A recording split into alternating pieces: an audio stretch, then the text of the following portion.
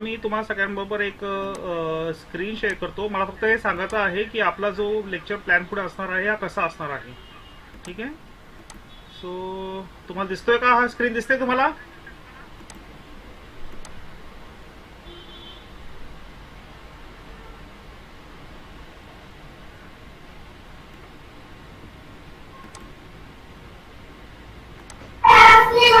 Yes sir. Okay. हे topics आहे. आपण याच्यात नंबर ऑफ आवर्स टाकलेले आहे. किती आवर्स आपण टाकतो या टॉपिकसाठी. तर एवढे तास टाकून त्याच्यानंतर आपल्याला एक ते टेस्ट घ्यायची आहे. बेसिकली हा फायदा तुम्हाला व्हायला पाहिजे की हे मटेरियल वाचण्यामध्ये एवढा वेळ जाईल तेवढ्या वेळेमध्ये आम्ही एक 6 मिनिट देतो यूपीएससी अभ्यास करण्यासाठी. परंतु हे मटेरियल तुमच्यासाठी कोणीतरी वाचणार आहे, त्यातून तुम्हाला कन्सेप्ट सांगणार आहे, क्लिअर करणार आहे आणि आम्ही तुम्हाला थेट फक्त एमसीक्यू सोडवा म्हणून सांगतोय. आता परत आग्रह हा आहे की किमान 1000 एमसीक्यू परीक्षेच्या आधी सोडवा, म्हणजे तुम्हाला ते 100 प्रश्न सोडवण्याची तेवढी ताकद निर्माण होईल वेळेमध्ये. म्हणजे 60 मिनिटं आणि 100 प्रश्न. It is the race of your mental strength and time. ठीक आहे. त्यासाठीच हे जे आहे Azam you there. Good evening sir. Yes sir. Yes sir. Azam Ansari हे आपले एक फॅकल्टी असणार आहेत. ते आपल्याला 3 टॉपिक घेतील आणि मंदार चौधरी पण आहे, पण मंदार चौधरी आज नाहीये इथे. पण मी आझमला विनंती करेल की आझम तुम्ही बोला आता. You can say carry on. Azam. Good evening, everyone. I hope you all can see me, and I would be your faculty for this most part of the syllabus. Azam Hindi में बात करो. सब लोग को इंग्लिश. हिंदी. Okay sir. मैं अपना screen share करना चाहता हूँ sir if permission is allowed. Yeah you can share it.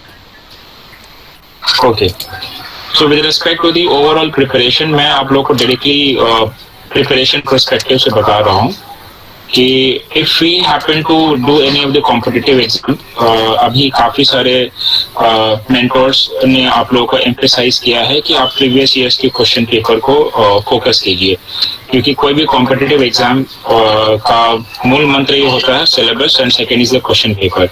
Syllabus जो है टॉपिक का लेंथ बताता है और प्रीवियस ईयर्स क्वेश्चन पेपर उसका डेप्थ.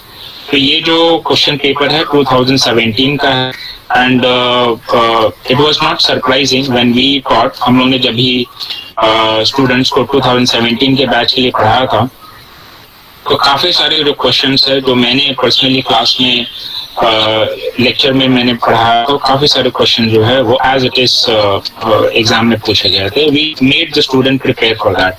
काफी एग्जॉस्टिव लेक्चर था, काफी एग्जॉस्टिव प्रिपरेशन भी थी. So if you take for example कोई भी क्वेश्चन ले लीजिए, you take question number 1, you take question number 2. ठीक है, आप अगर लेते हैं, I will give you an example of question number 2 over here.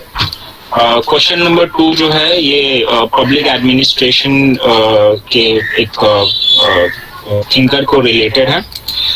So if you see this question number 2, तो यहाँ पे can you see the screen? Yes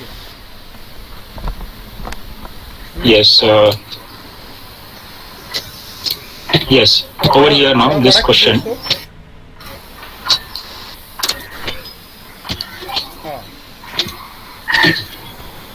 Okay.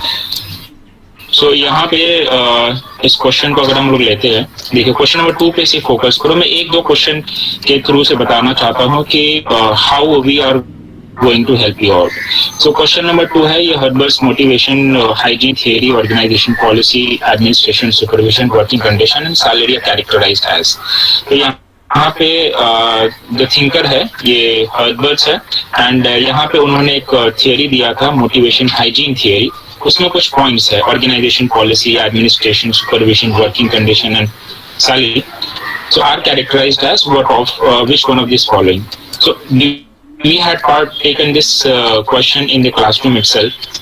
The thinker was Frederick Herzberg. ठीक है. एंड यहाँ पे हम लोगों ने कुछ डिफाइन किया है कि कुछ मोटिवेशन हाइजीन फैक्टर में what are this motivation factors, what are some hygiene factors that it has been defined.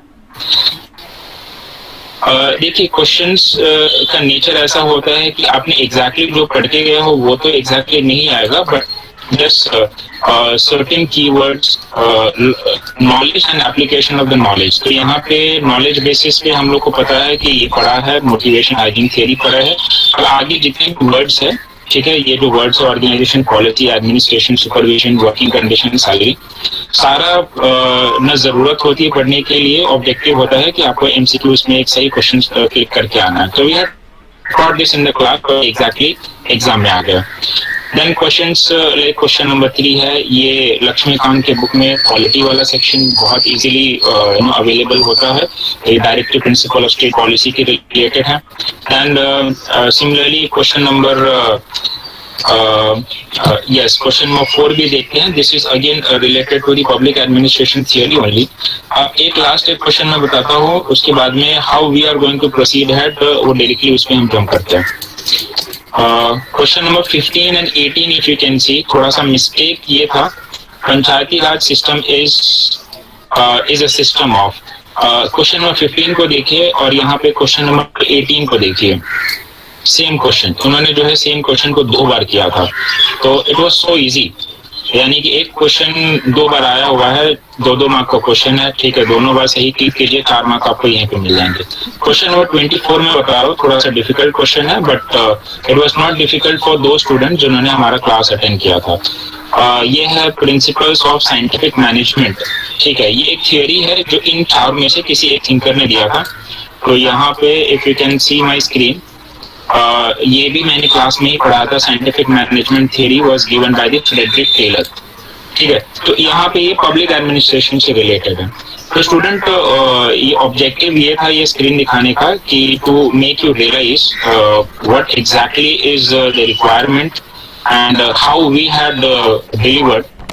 17 के बैच लिए थे, उनमें मैक्सिमम क्वेश्चन तो क्लास में ही हो गया था. तो नेचर ऑफ टीचिंग कैसा रहेगा कि we will take the online class exhaustively. Of course इसके लिए रिलेटेड उस टाइम पे तो ऑफलाइन था, अभी तो ऑनलाइन होगा. तो जितने भी पीपीटीज होंगे, पीपीटी में ऑलरेडी मटेरियल जो है रेडी होगा एंड मैक्सिमम कंटेंट के साथ उस मटेरियल में रहेगा, ताकि आपको अपनी तरफ से रिसर्च करने का जो टाइम है वो ना देना पड़े. ठीक है, तो मैक्सिमम रिसर्च वर्क हम लोग कर लेंगे. हर एक कीवर्ड्स जो सिलेबस में दिया हुआ है and along with the syllabus previous जितने भी क्वेश्चन पेपर मार्केट में अवेलेबल है, 2008 का, 2012, 2017, 2000, हाँ ये पेपर 3 अवेलेबल है. सारे क्वेश्चन पेपर के हर एक क्वेश्चन को कोशिश करेंगे कि डिकोड करेंगे और उसी के बेसिस पर अपना प्रिपरेशन बढ़ाएंगे.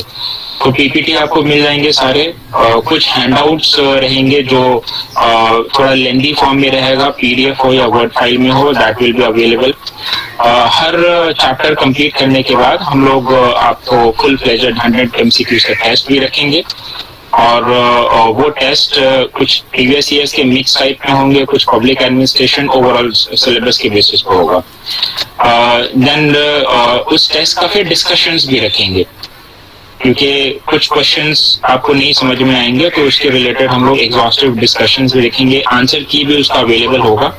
ठीक है, और मोस्टली आपके वर्किंग कंडीशन को ध्यान में रखते हुए ही हम लोग जो है टाइम का जो फ्लेक्सिबिलिटी है, संतोष सर आपको टाइमिंग का कंफर्मेशन देने में, डेज एंड टाइम का confirmation will be not a big problem. So जितने भी मेंटर्स ने अभी बात किया है, जितने भी रिसोर्सेस, वेबसाइट्स, बुक्स, खास करके पब्लिक एडमिनिस्ट्रेशन, काफी बल्कि बुक्स है पब्लिक एडमिनिस्ट्रेशन का. एंड उस चीज को हम लोग पढ़ के उसके माइक्रो नोट्स निकाल के उसको पीपीटी फॉर्म में रख के फिर उस हिसाब से आपको पढ़ाएंगे. तो ओवरऑल पूरा सिलेबस कंप्लीट करना, उसका स्ट्रक्चरिंग करना, so that will be taken care of. So you do not have to worry with respect to that. Of course, apart from me, there would be other high-level mentors also, जो sir आपको बता देंगे. They will be guiding you for that also.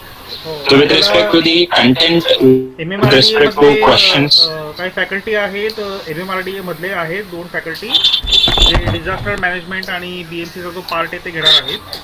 आणि विश्वास मोठे sir आणि आपले अजून एक आहे AC, ते आपल्याला 2 टॉपिक त्यांना दिले. मी एक लेक्चर त्यांच्याकडे जाईल. ठीक आहे, त्या व्यतिरिक्त हा जो शेवटचा पार्ट आहे ॲक्ट्स आणि RTIचा, तो पार्ट आपले विधी व न्याय विभाग आहे मंत्रालयामध्ये, तिथले एक अंडर सेक्रेटरी आहेत, त्यांनी ऑलरेडी ते यशोदामध्ये फॅकल्टी आहेत, ते तो पार्ट घेतील.